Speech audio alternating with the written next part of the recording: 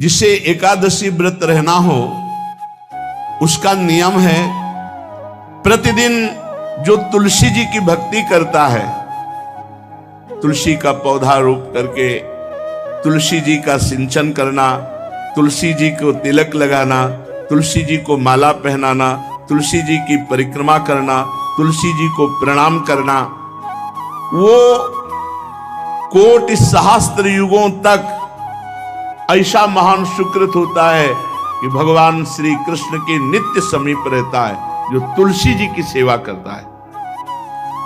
जब तक मनुष्य की लगाई हुई तुलसी की शाखा प्रशाखा बीज पुष्प सुंदर दल से तुलसी जी सुशोभित होती है, तब तक हजारों कल्पों में श्री हरिधाम में रहते हुए उसका कभी पुण्य नष्ट नहीं होता। जैसे एक दिन 1000 कल्प, 2 दिन 2000 कल्प, वो भगवान के नित्य धाम में महान सुकृत के बल से भगवत धाम में रहेगा, जो तुलसी जी का पक्का मान लीजिए। जब स्वयं में थे तो तुलसी जी रोपण करके तुलसी जी का एक वन लगाया और रोज नवीन नवीन मंजरी तुलसी दल लेकर प्रभु के चरणों में, कहीं न कहीं तुलसी जी की कृपा हुई। वृंदावन, ये वृंदा अधिष्ठात्री देवी वृंदावन की है, इनकी कृपा के बिना हे चंद्रादने संपूर्ण पत्रों और पुष्पों को जो उतार करके सम्मान पूर्वक पहले प्रार्थना करनी चाहिए, हे वृंदा देवी, हे तुलसी जी, भगवान श्री हरि की पूजा के लिए या प्रियाजू की पूजा के लिए हम आपके कुछ मंजरी कुछ दल लेकर के सेवा करना चाहते, आप कृपा करके मुझे दीजिए, और फिर उतार लें। ऐसे नोचना नहीं, बहुत सम्मान से बहुत प्यार से, तो तुलसी जी प्रसन्न होती हैं। जो मनुष्य तुलसी दल से श्री हरि की पूजा करता है, कोई भी पाप उसका स्पर्श नहीं कर सकता। पूर्व में किया हुआ कोई भी पाप उसको दंड नहीं मिलेगा, जो तुलसी जी की आराधना नित्य करता है। अब इतना जल भी ना चढ़ा दे, मार पुण्य हो जाए और तुलसी जी अंतर ध्यान अनुकूल जल, जैसे मान लो गमले पे हैं तो इतना बड़ा तांबे का रोज उससे अब भर के लोटा चढ़ा दोगे, 2-4 दिन में अंतर ध्यान हो जाएंगे तुलसी जी। बहुत विवेक से जरूरत है, मतलब भारी पुण्य होगा। अब इतना बड़ा लोटा रोज जल चढ़ाओगे तो 2-4 दिन में पीली होके अंतर ध्यान हो जाएंगे। पर इतना जल, अनुकूल जल चाहिए, एक तांबे का छोटा सा लिया, ऐसे रोज डालो, उसमें कोई फर्क नहीं, और गमला उठाकर धूप में विराजमान करो। सेवा का मतलब क्या है? जो तुलसी जी को जल अर्पित करके तुलसी जी की सेवा करता है, हरि चिंतन करता, कभी कोई पाप उसका स्पर्श नहीं कर सकता। 100 भार सोना, 400 भार चांदी,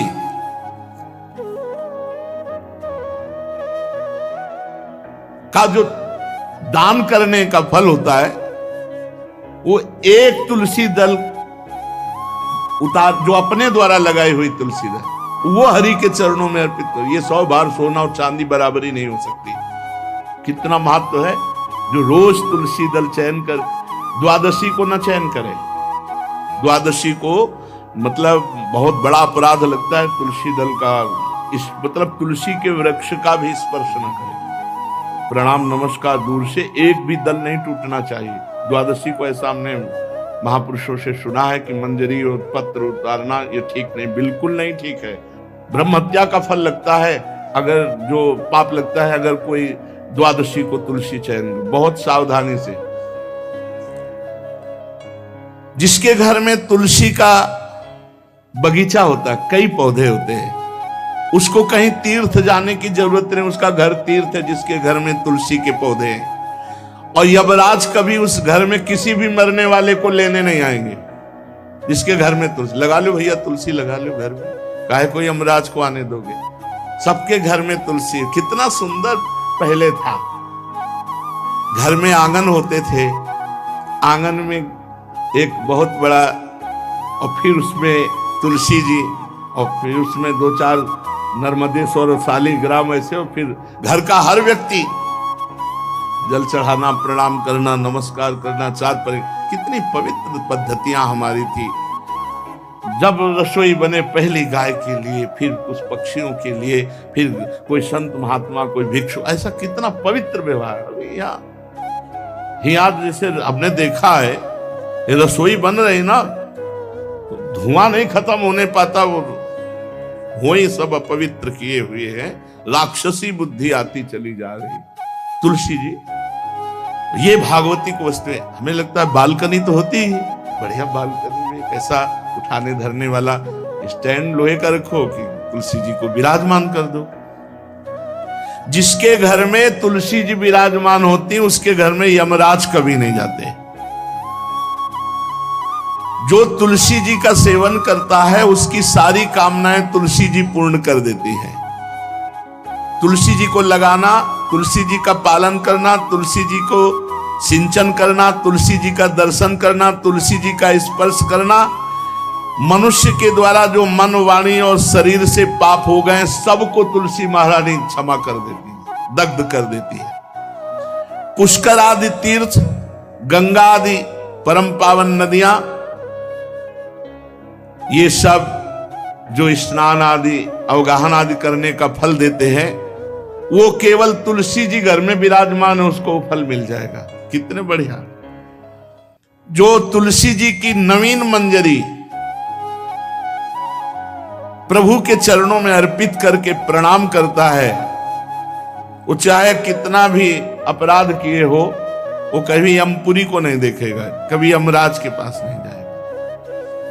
जो मनुष्य तुलसी काष्ठ का घिसा हुआ चंदन लगाता है, उसके सारे संचित भस्म हो जाते हैं, और क्रियमाण जो वर्तमान, वो कभी उसको बांध नहीं सकते। तुलसी जी का काष्ठ का घिसा हुआ चंदन। जिसके घर में तुलसी की छाया होती है, वहां पितरों को अपने आप कल्याण प्राप्त हो जाता है। जो श्राद्ध करने से लाभ मिलता है पितरों को, घर में तुलसी लगा के, जो तुलसी की छाया, बड़ा पितरों को तृप्ति मिलती है। चतुर्भुज ब्रह्मा जी सारंग धनवा श्री हरि के महामहिम स्वरूप की अनुभूति करने के लिए भी कहा है कि तुलसी जी का महान महात्म्य, अगर तुलसी जी का सेवन करे तो भगवान श्री हरि की महिमा को जान जाएगा। स्त्री हो या पुरुष, पुरुष नपुंसक नारीवा जीव चराचर कोय, सर्व भाव भज कपट तज मोहि परम प्रिय सोय। शरीर वर्दी है, हमारी पोशाक है, हम सब एक हैं, आत्मस्वरूप है, कुछ अलग नहीं है। शरीर केवल पांच भौतिक है, तो सबका पांच भौतिक है, उसमें चिन्ह है स्त्री पुरुष के, बस। इसके लिए भगवान की आराधना निषेध थोड़ी है। जो स्त्री या पुरुष श्री तुलसी जी के काष्ठ के मन के बना के, जैसे छोटी कंठी या बड़ी माला धारण करता है, श्री कृष्ण उसके बस में हो जाते हैं। यह है तुलसी जी की महिमा। परम सुहाग श्री कृष्ण मिल जाते हैं, और कौन सी हमें उपलब्धि चाहिए। हे गोप नंदिनी, तुलसी जी का सेवन करने से श्री कृष्ण वश में हो जाते हैं।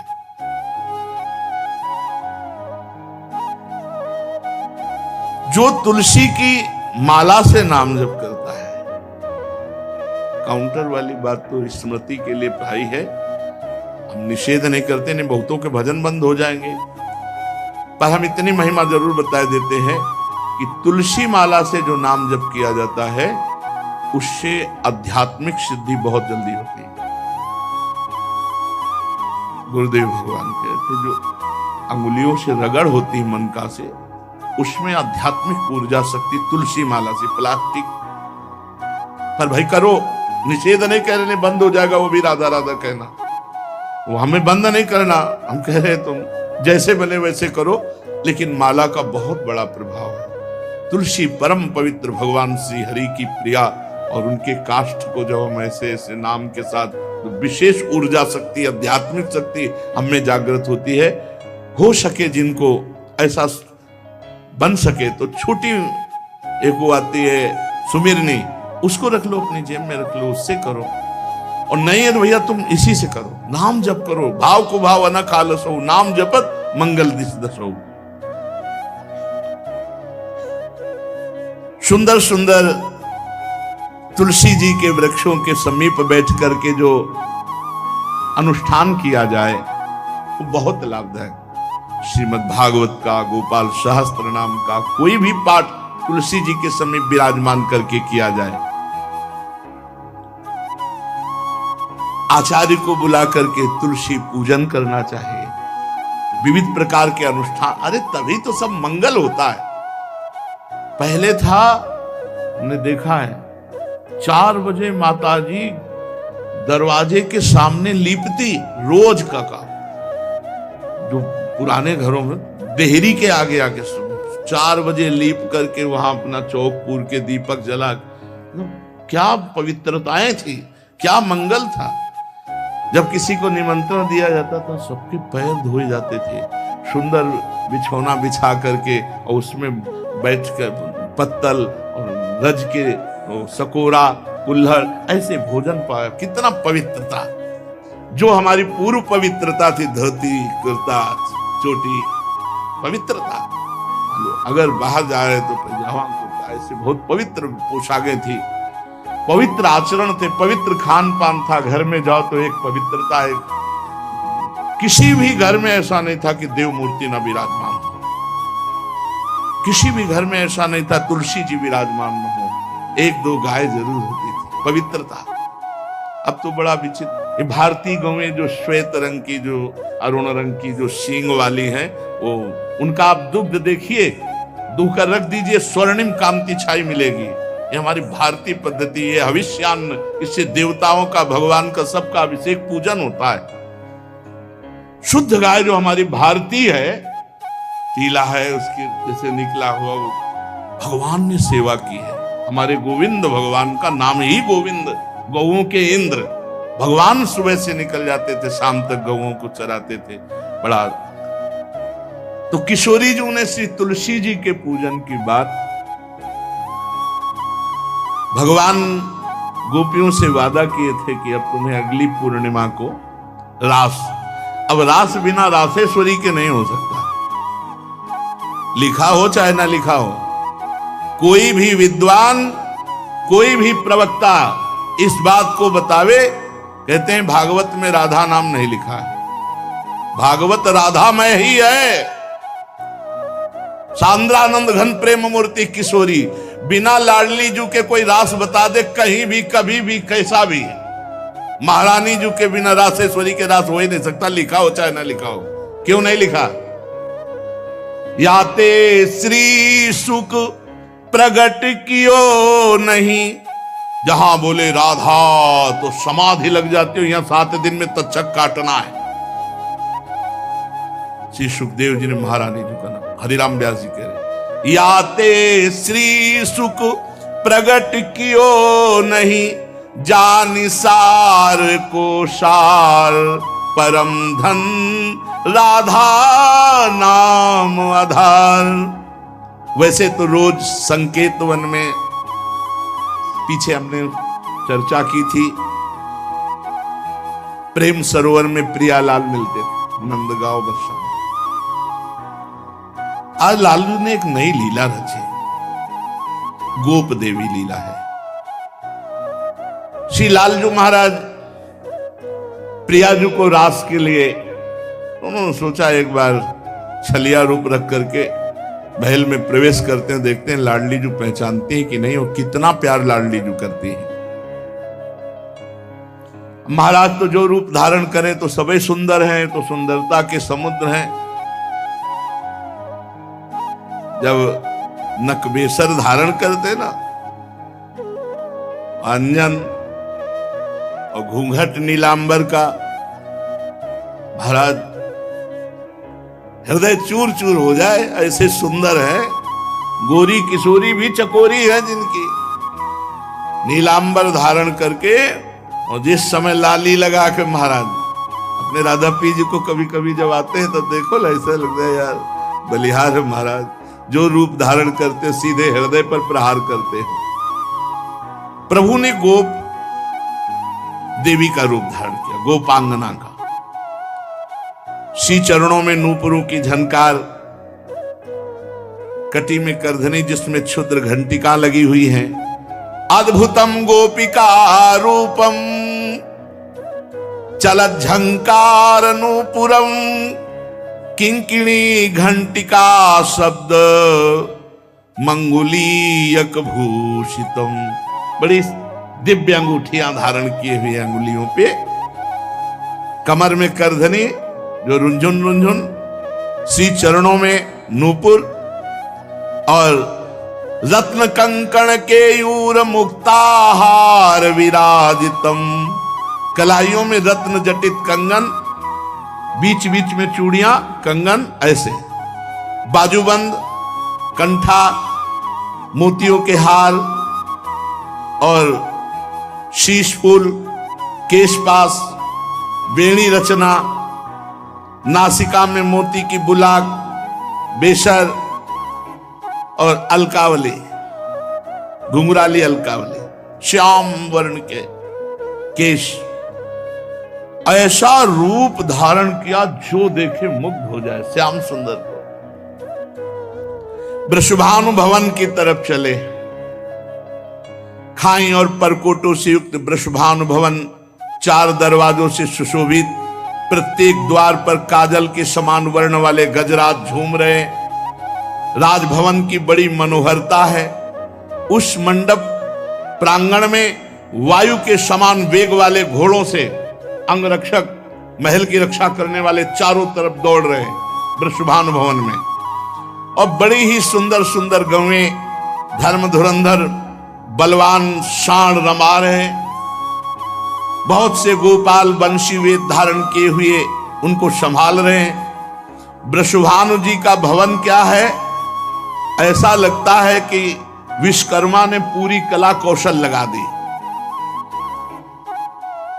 और महारानी जी के लिए भवन के अंदर ही बगीचा, झरना, सरोवर, सब कोटि कोटि सूर्य के समान कांति वाली सुंदर सुंदर मणियां खंभों में जटित हैं, जिससे प्रकाश फैल रहा है।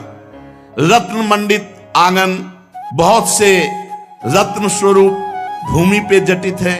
और वहां वीणा, ताल, मृदंग आदि बाजे बजाती हुई बहुत सी मनोहर सखियां फूल छड़ी लिए हुए दरवाजे पर खड़ी हैं, संगीत बज रहा है। उस अंतापुर में दिव्य विशाल उपवन की छटा छटक रही।